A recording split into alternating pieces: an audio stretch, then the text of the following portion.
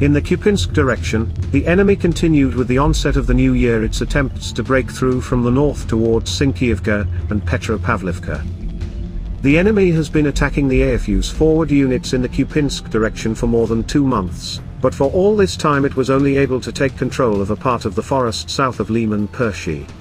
And that was achieved only by stopping the offensive in the direction of Borova and moving part of the forces from there. From all the directions where the enemy went on the offensive with the onset of the fall-winter period, it is the Kupinsk direction that remains the least productive for the enemy in terms of losses results.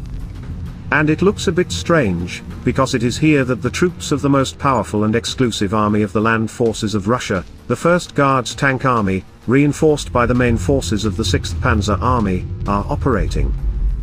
There is no tank formation of this scale in any armed forces of the world. It includes 2 of Russia's 3 full-fledged tank divisions, as well as a motorized rifle division of ground forces and a motorized rifle brigade. Despite this formidable force, supported by artillery, for a month now, they have been trying to break through to the outskirts of the left bank part of the Oskil River. The Ukrainian defense forces opposing this prevailing force, both in terms of manpower and the number of main types and samples of weapons and military equipment, have simply nullified all their attempts. The AFU did not create Zaluzhny lines here, did not organize mine sowing with prohibitive density, and do not even have an advantage in the air. But months pass, and the enemy is still trying to capture Sinkiivka. Also, the enemy continues to reinforce its Kursk and Belgorod troop groups at the expense of the forces of the West Group deployed in the Kupinsk direction. Obviously, the enemy has pulled to Kharkiv and Sumy direction a part of its forces and means in addition to those already deployed. Currently, we are talking only about platoons, battalions, and batteries, no more.